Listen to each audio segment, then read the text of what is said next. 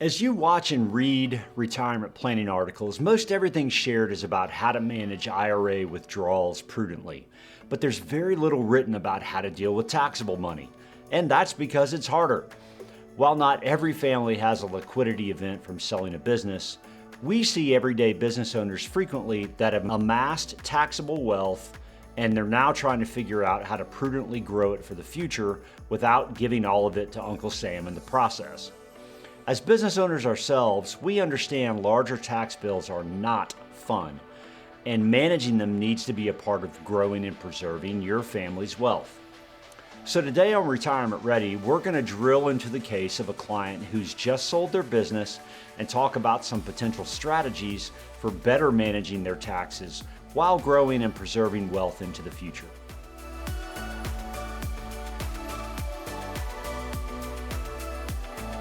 Let's meet John and Jane Smith, both 67 years old.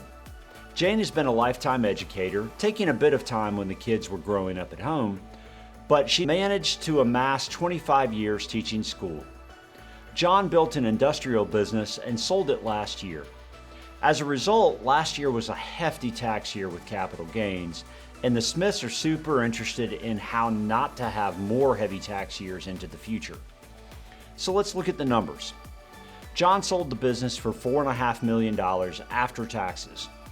He also managed to save $1 million in his 401k plan, and now he's eligible for Social Security as well. His monthly Social Security will be $3,800 monthly.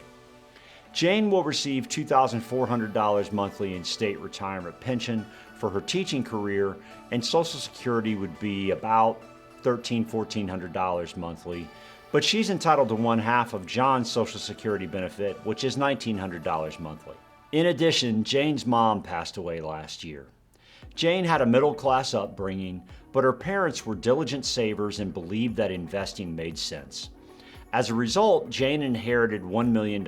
During their working years, John and Jane built a money market account at the bank where they keep roughly $100,000. Okay, so we know that John and Jane have done fine for themselves, but managing this wealth is going to take some planning, and they'll need experts to effectively guide this plan into the future. We're going to walk through 3 scenarios.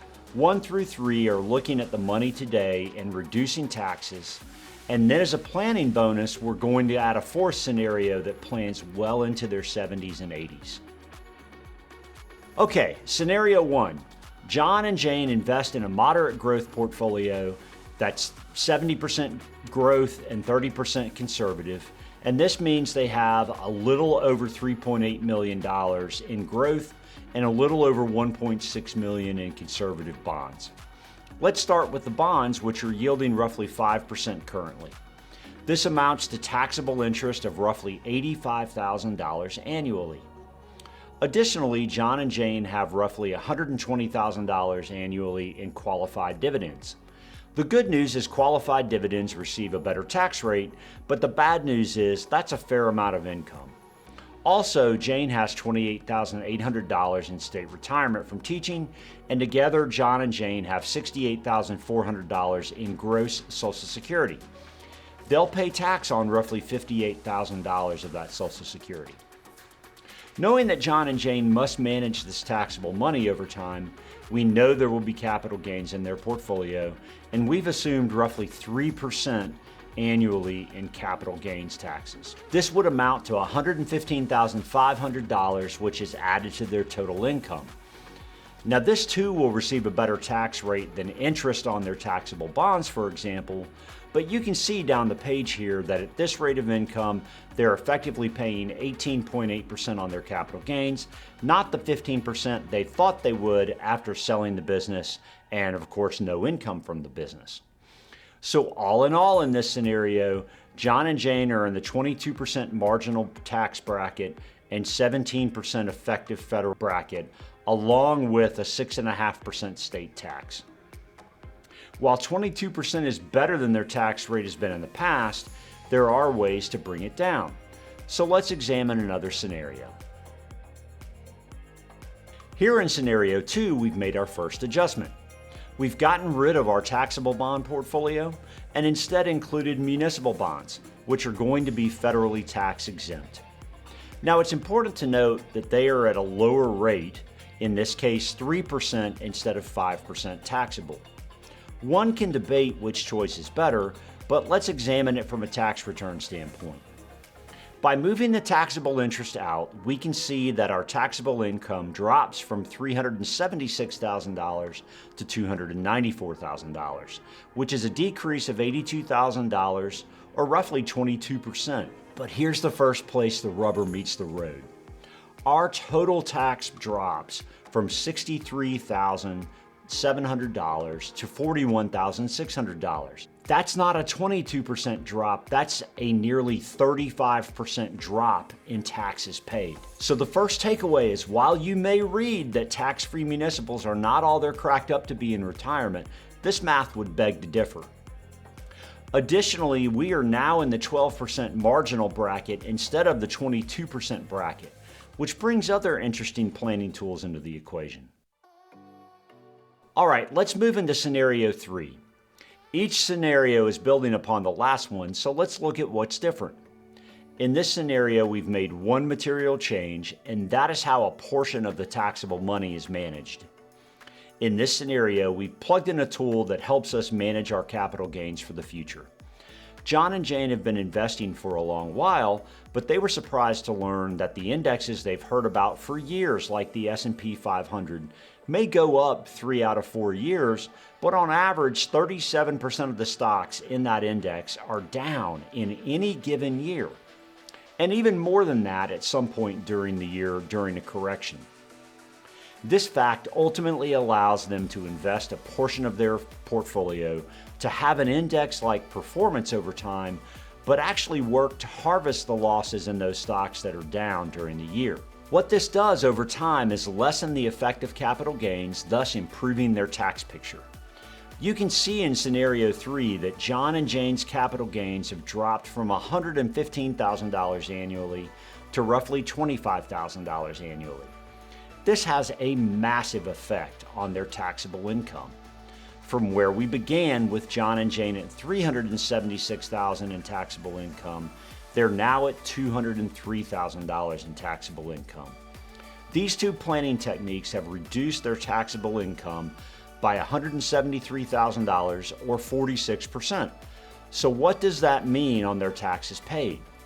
Their tax bill has dropped from $63,700 to $23,400. With nothing exotic but prudent planning, they're paying roughly 1/3 in taxes that they would had they stuck with scenario 1, and planners who were not proactively thinking about their tax bill in the process of managing their wealth.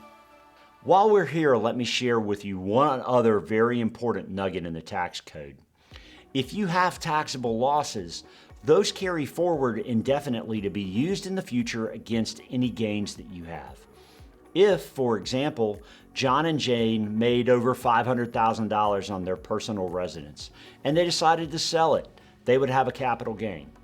Tax loss carry forwards, like what we have illustrated here in scenario 3, carry forward for the sale of real estate, the sale of a business, etc.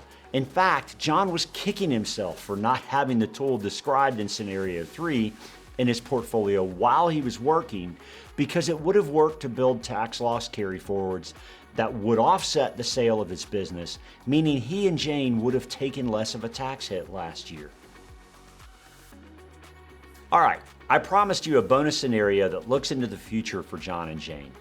Since we've reduced their taxable income so much, we have to consider that they still have roughly $1.1 million in IRA monies that at age 73 they'll have to begin taking required minimum distributions on. They could leave that out of their planning at this point, but doing so would potentially begin to lessen their options in what to do with this money in the future. There would always be the option of giving it to charity in order to avoid taxes, but we found over time that while benevolence is important, giving wealth away is not the primary goal of our clients. What we've done in this scenario is we've begun to convert some of John and Jane's IRAs to Roth IRAs. We've done this in a way where we've solved for how many pennies John and Jane are comfortable paying on the dollar in taxes. As you can see in this scenario, we've solved for 15%.